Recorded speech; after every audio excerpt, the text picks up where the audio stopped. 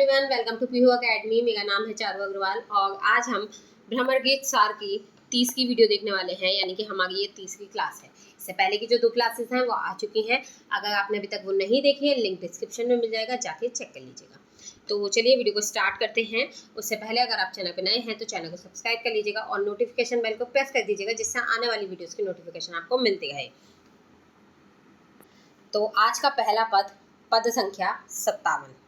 देखिए, निरखत अंक श्याम सुंदर के बार बार लावती छाती, लोचन जल कागद मसी मिली के है, गई श्याम श्याम की पाती, गोकुल वसत संग गिरधर के, कबहू ब्यागी लगी नहीं ताती, तब की कथा कहाँ कहो, उठो जब हम बेनुनाद सुनी जाती, हरि के लाड गनती नहीं, काहू निसदिन सुदिन गास गसमाती, प्राणनाथ तुम कब धो मिलोगे, सूरदास प्रभु बाल संघाती। तो चलिए इसका संदर्भ देखते हैं। संदर्भ देखिए, प्रस्तुत पद सूरदास द्वारा रचित भ्रमर गीत से लिया गया है। इसके संपादक आचार्य रामचंद्र शुक्ल हैं। तो ये जो पद है वो कहाँ से लिया गया है? भ्रमर गीत से लिया गया है और सूरदास जी की रचना है भ्रमर गीत। और ये जो भ्रमर गीत सार है, इसका जो संपादक है ये कौन है? रामचंद्र शुक्ल हैं। ठीक है, इन्होंने इसे संपादित किया है। ठीक, फिर प्रसंग देखते हैं। प्रसंग देखिए, प्रसंग में छोटी सी समरी होती है। ये बताया जाता है कि जो हमारा पद है उसमें क्या कहा गया है या क्या कहने की कोशिश कवि द्वारा की गई है। तो उद्धव द्वारा श्री कृष्ण के पत्र को प्राप्त करके गोपियां भाव विह्वल हो गई। पत्र के अक्षर को देखकर उन्हें श्याम सुंदर श्री कृष्ण की याद आ गई। इस पद में उनकी प्रेम विह्वलता का सुंदर चित्र अंकित किया गया है। तो यहाँ पे जब गोपियां पत्र को देखती हैं जो कि श्री कृष्ण द्वारा भेजा गया है, तो उनके मन में भाव विह्वलता आ जाती है, यानी कि वो भावुक हो जाती हैं, आंखें भर आती हैं उनकी और उन्हें श्री कृष्ण की याद आ जाती है। तो यहाँ पे प्रेम विह्वलता के बारे में ही बात की गई है और उसका एक सुंदर सा चित्रण प्रस्तुत किया गया है। देखिए व्याख्या देखिए, गोपियां उद्धव द्वारा श्री कृष्ण के पत्र को प्राप्त करके उनके लिखे पत्र के अक्षरों को देखती हैं। उन अक्षरों को देख कर पत्र को बार बार अपनी छाती से लगा लेती हैं। छाती से लगाने का अभिप्राय यह है कि यह पत्र हृदय के समान प्यारा है। पत्र को देखते ही गोपियों के मानस में प्रेम का सात्विक अनुभाव पैदा हुआ। फलतः उनके नेत्रों से सात्विक अनुभाव के कारण प्रेमाश्रु प्रवाहित होने लगते हैं।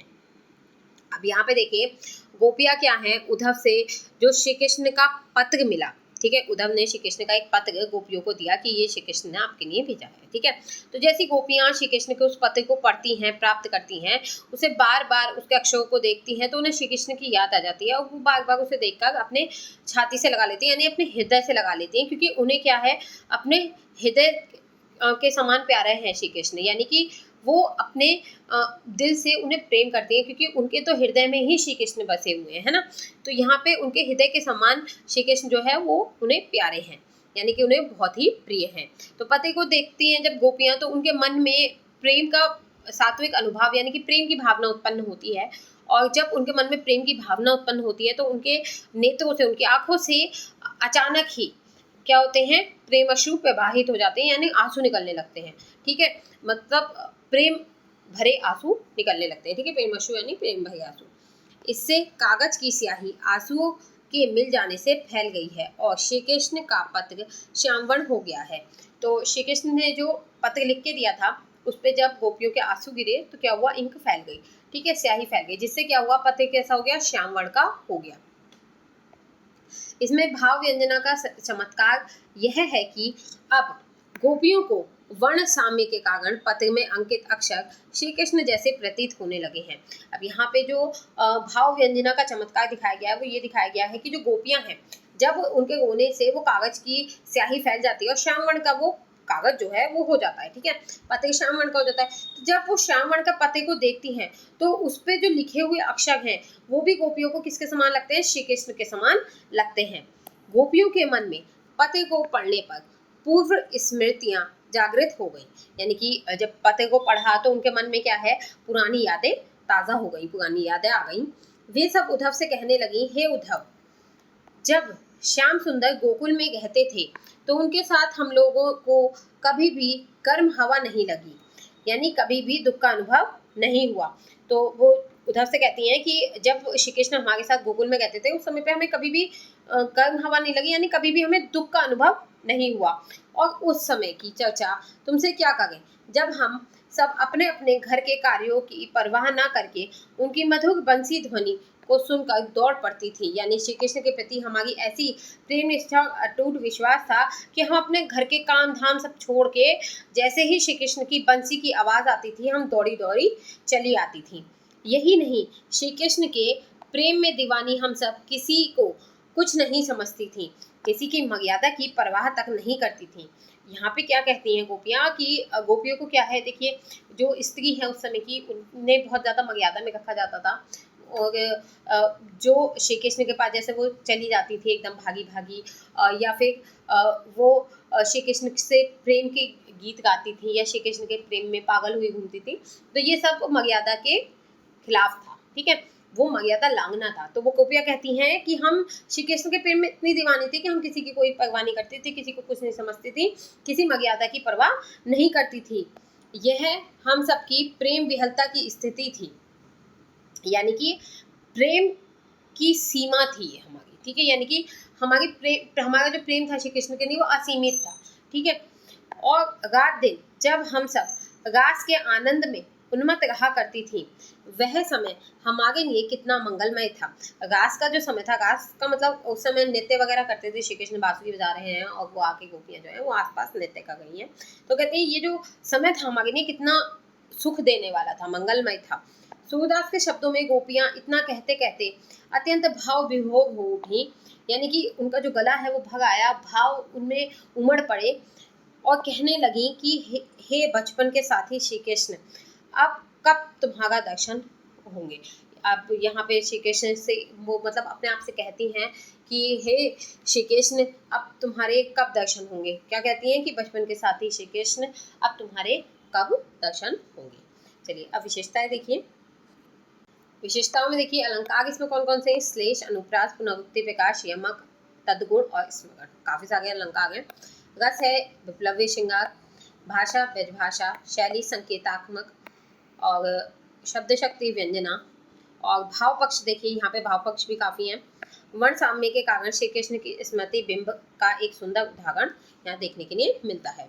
नेक्स्ट है द्वितीय पंक्ति में उद्दीपन विभाव का प्रयोग हुआ है, पति को देखने पर हृदय की पीड़ा जागृत हो जाती है, ठीक है।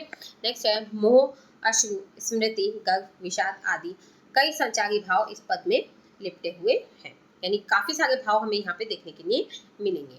नेक्स्ट है संयोगकालीन सुखद क्षणों की अनिर्वचनीयता की ओर संकेत किया गया है। फिर द्वितीय पंक्ति में उद्दीप्त विभाव का प्रयोग हुआ है, पति के देखने पर हृदय की पीड़ा जागृत हो जाती है। अच्छा यहाँ पे ये दो बार आ गया है, इसे कट कर दीजिएगा, दो बार आ गया है। आगे देखिए चौथे व पांचवें चरणों में गुण कथन नामक विरह की काम दशा का चित्रण प्रस्तुत किया गया है, और लास्ट है अंतिम चरण में प्रलाप नामक विरह का की काम दशा का संकेत किया गया है। तो यहाँ पे जो प्रलाप नामक विरह की काम दशा है उसके बारे में दिखाया गया है, ठीक है।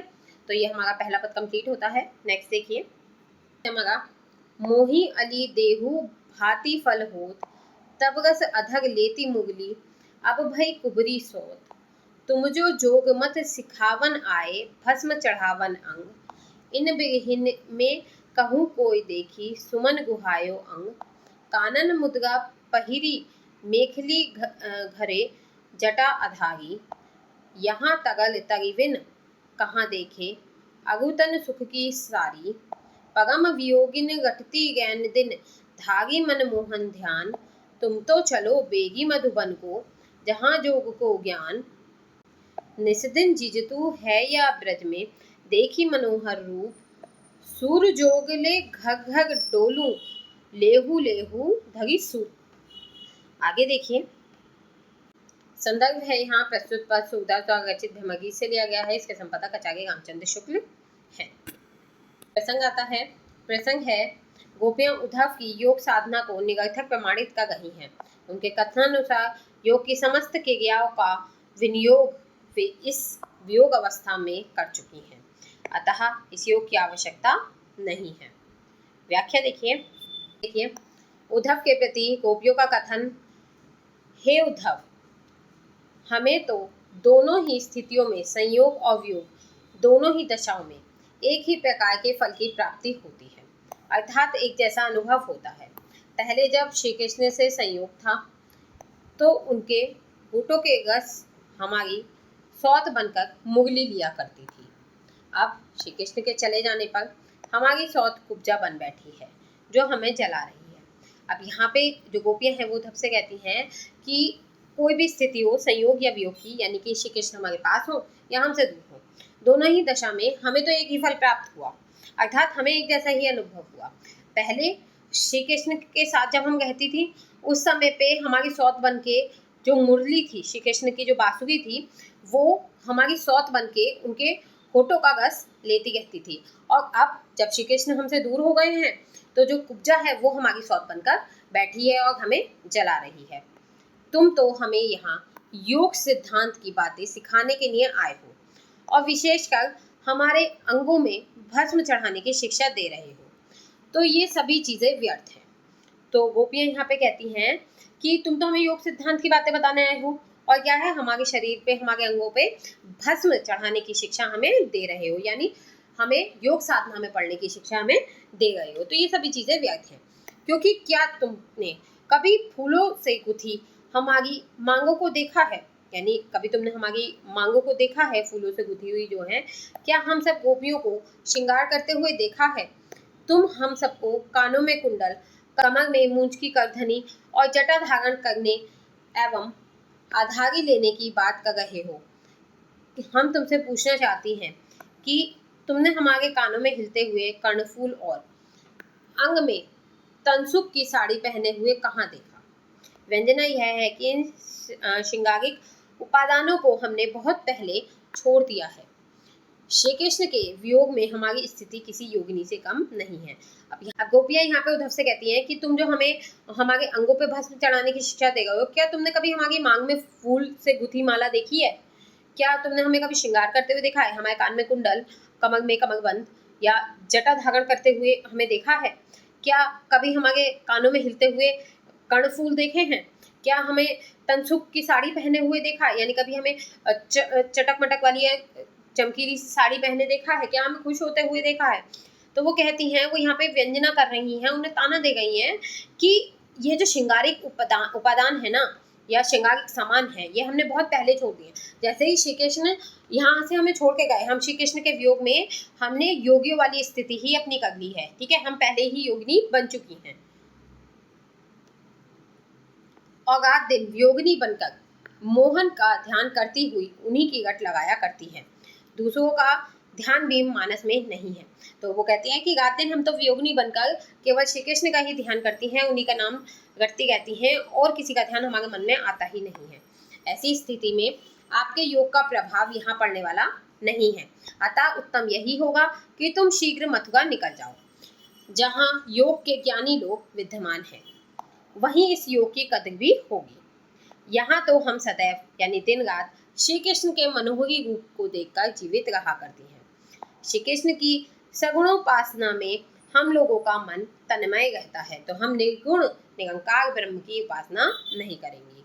लेकिन तुम तो सूप में रखकर घर घर व्यर्थ ही अपने योग को लेकर घूम रहे हो, यानी कि तुम तो बेकार ही अपने योग के संदेश को लेकर घर घर घूम रहे हो। प्रयोजन यह है कि एक व्यापारी की भांति अपने योग रूपी सौदा की शुद्धता को उसी प्रकार प्रमाणित करते फिर रहे हो जैसे सूप से फटकर अन्य कण की निखार चीजें अलग कर दी जाती हैं।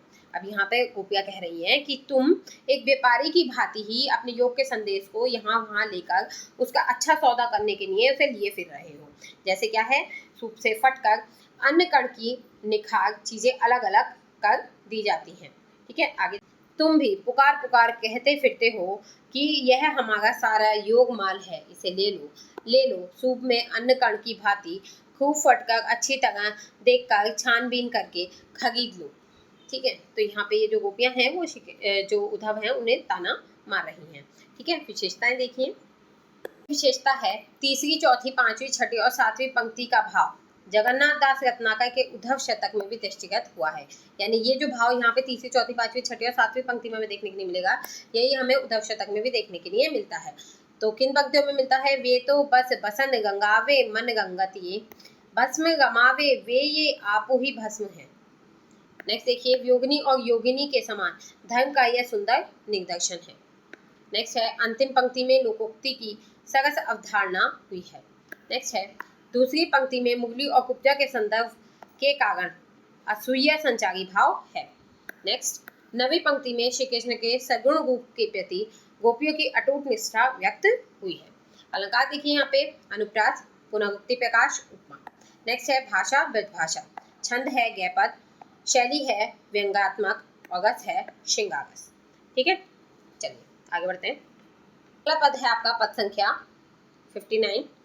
विलग जनी मानो हमरी बात, डगपति वचन कठोर कहती, मति बिनु पतियो उठी जात, जो कौ कहत जगे अपने, कछु फिरी पाछे पछतात, जो प्रसाद पावत तुम उधो, कृष्ण नाम ले खात, मनुजो तिहरो हरि चरणन, तग अचल रहत दिन रात, सूर सामते जोग अधिक, के ही कही आवत यह बात। आगे देखिए, संदर्भ है प्रस्तुत पद सूरदास द्वारा रचित ब्रह्मगीत से लिया गया है। इसके संपादक आचार्य रामचंद्र शुक्ल हैं। प्रसंग देखिए, इस पद में गोपियों ने उद्धव के प्रति अपना दैन्य भाव व्यक्त किया है और वे उन्हें निश्चय रूपेण श्री कृष्ण का भक्त समझते हैं। उन्हें आश्चर्य है कि फिर भी वे श्री कृष्ण से अधिक महत्व योग को क्यों दे रहे हैं। तो यहाँ पे जो गोपी हैं वो उद्धव के प्रति दैन्य भाव यानी कि दया भाव दिखाती हैं और वो सोचती हैं कि जो श्री कृष्ण हैं वो निश्चित ही, मतलब जो उद्धव हैं वो निश्चित ही श्री कृष्ण के भक्त होंगे, लेकिन उन्हें आश्चर्य ये होता है कि वो श्री कृष्ण से अधिक महत्व जो है वो योग को देते हैं, यानी निर्गुण निरंकार ब्रह्म को देते हैं। तो व्याख्या देखिए, व्याख्या है, उद्धव के प्रति गोपियों का कथन है, हे उद्धव, हमारी बातों का बुरा मत मानना, क्योंकि हमने अमर्ष में तुमसे बहुत ही कठोर बातें कहती हैं। अब तो तुमसे कुछ भी कठोर बातें कहते डरती हैं, क्योंकि बिना सोचे समझे यानी बुद्धिहीन बातें करने से मर्यादा भंग होती है। जैसे गोपियों से बिना सिर पैर की बातें करने से तुम्हारी मर्यादा भंग हो गई है।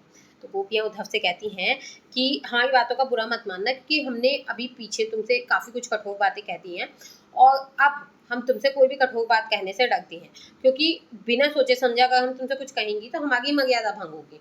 जैसे तुम बिना सिर पैर की बात हमसे कर रहे हो और अपनी मर्यादा को भंग कर रहे हो। सत्य तो यह है कि यदि कोई अपना जी उसे पछताना पड़ता है। सत्य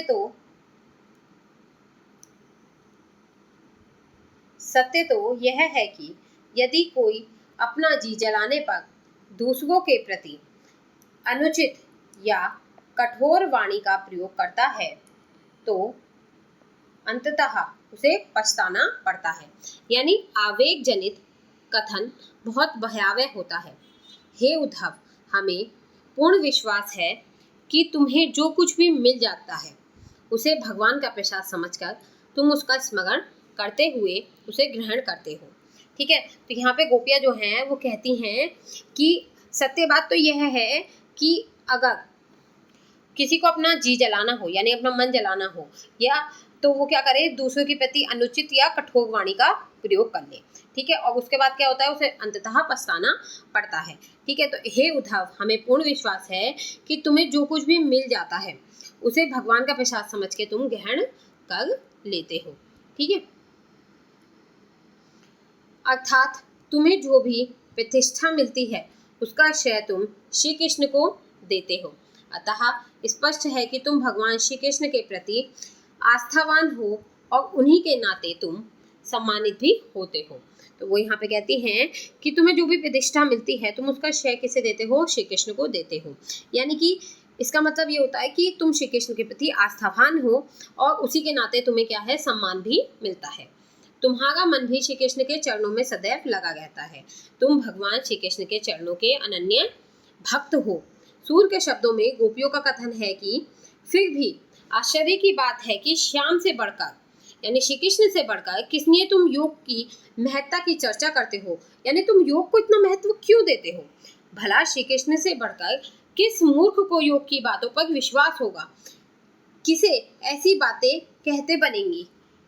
के शब्दों में गोपियां उद्धव से कह रही हैं कि हमें सब कुछ ठीक है, हम तुम पे विश्वास करती हैं, मानती हैं कि तुम श्री कृष्ण के भक्त हो, लेकिन हमें ये समझ नहीं आता कि कौन ऐसा होगा जो श्याम सुंदर को छोड़ के यानी श्री कृष्ण को छोड़कर योग को महत्व देता होगा, और श्री कृष्ण से बढ़कर कौन ही मूर्ख होगा जो योग की बातों पर विश्वास करेगा और ऐसी बातें कहते बनेंगी, यानी कौन ऐसा होगा जो ऐसी बातें कहेगा भी।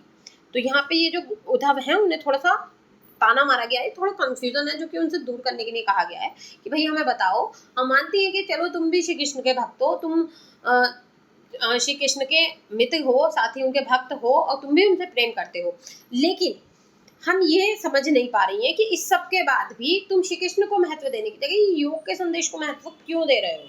ठीक है, विशेषताएं देखिए। विशेषता में पहली विशेषता है दूसरी और तीसरी पंक्ति, पति उठी जात जगह अपने में सुंदर मुहावरे का प्रयोग हुआ है। दूसरी, वक्ता विधान और व्यंग गर्भित उक्ति की दृष्टि से यह एक उत्कृष्ट रचना है। थर्ड, इसमें श्री कृष्ण की महत्ता का निरूपण हुआ है। फोर्थ, गोपियों की क्षमाशीलता और दैन्यवृत्ति का यह सूक्ष्म सुंदर नमूना है। नेक्स्ट है अलंकार, अनुप्रास श्लेष तद्गुण, और भाषा है ब्रजभाषा, छंद है गैपद, शैली है संदेहात्मक, रस है श्रृंगार। अच्छा, मैं आपको बता दूं कि जितने भी अभी तक हमने पद किए हैं, अगर आप पहले पद से लेके ही लिख रहे हैं तो मैंने यहाँ पे छंद नोट करना मैं भूल गई थी, तो आप छंद यहाँ पे लिख सकते हैं। सभी में छंद जो है वो गैपद रहेगा, लास्ट तक गैपद छंद ही रहेगा, चेंज नहीं हुआ है। ठीक है, तो इसी के साथ यहाँ पे आपकी जो वीडियो है वो कंप्लीट होती है। आई होप वीडियो आपको पसंद आई होगी। पसंद आई हो तो प्लीज़ लाइक कीजिएगा, शेयर कीजिएगा और अपना वैल्यूएबल कमेंट देके ज़रूर बताइएगा कि ये वीडियो आपको कैसी लग रही है, जिससे कि मैं आगे से कंटिन्यू रखूँ।